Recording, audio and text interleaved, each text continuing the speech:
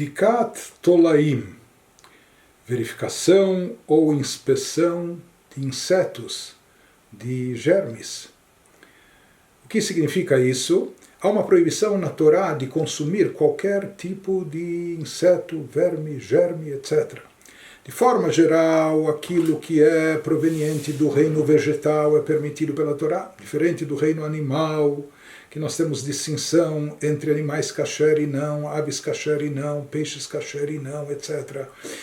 Aquilo que é originário do reino vegetal, ou seja, o que vem da terra, seja em forma de legumes, de verduras ou de frutas, de forma geral, sempre é kasher. Pode ter certas características determinadas por tempo e espaço. Por exemplo, em Yehudi se fala que se ele plantou uma árvore nos 3 primeiros anos, os frutos dessa árvore eles são proibidos para consumo, isso é chamado de orlá, somente após o ano seguinte é que se pode consumir o fruto dessa árvore, ou no ano sabático em Israel, na Terra Santa, Shemitah, então tudo que é produto da terra também não pode ser vendido, comercializado, a não ser em condições especiais, um judeu não deve plantar, colher nesse ano sabático, mas aqui são coisas relacionadas com tempo e espaço, ou em Israel também, aquilo que é extraído da terra é sujeito a trumot, masrot, se extrai, se retira certos dízimos que em tempos antigos eram dados, destinados ao Cohen, ao Levi, etc., ao templo, mas em geral, aquilo que é originário da terra, como nós falamos, frutas, verduras, legumes, etc., isso é kasher. Por isso, se um Yehudi, de repente, ele está em viagem, ou está num lugar onde ele não tem acesso direto à comida kasher, então, por enquanto, ele pode ir sobrevivendo com a base de frutas, de verduras, enfim. Né? De qualquer forma, as frutas, verduras, etc., por si só elas são kasher, mas existe um cuidado especial que tem que se tomar, e mais ainda em determinadas frutas ou determinadas verduras, que muitas vezes elas estão infestadas de pequenos e minúsculos insetos, que às vezes é até difícil de ver e se aperceber.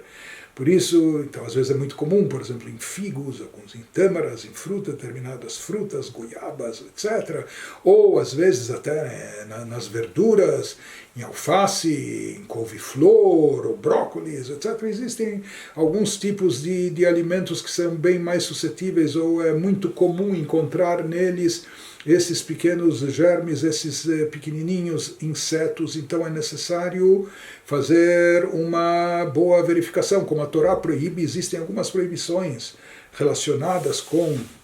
ingerir e consumir esses insetos, germes, mesmo que pequenininhos, etc., ou mesmo que às vezes até de forma ocular,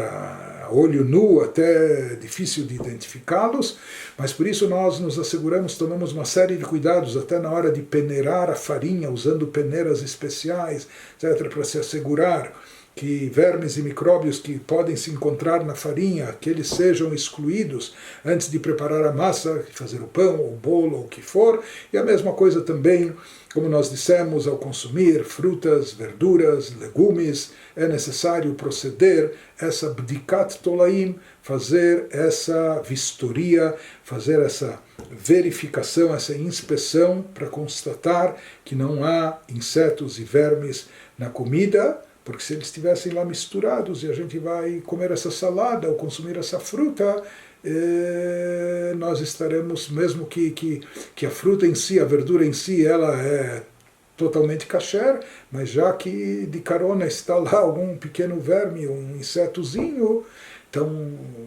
ao consumir isso a pessoa estaria infringindo algumas proibições bíblicas. Por isso é necessário, em todos esses casos, proceder a bdikat tolaim, a verificação e inspeção para constatar que não há vermes e insetos na comida.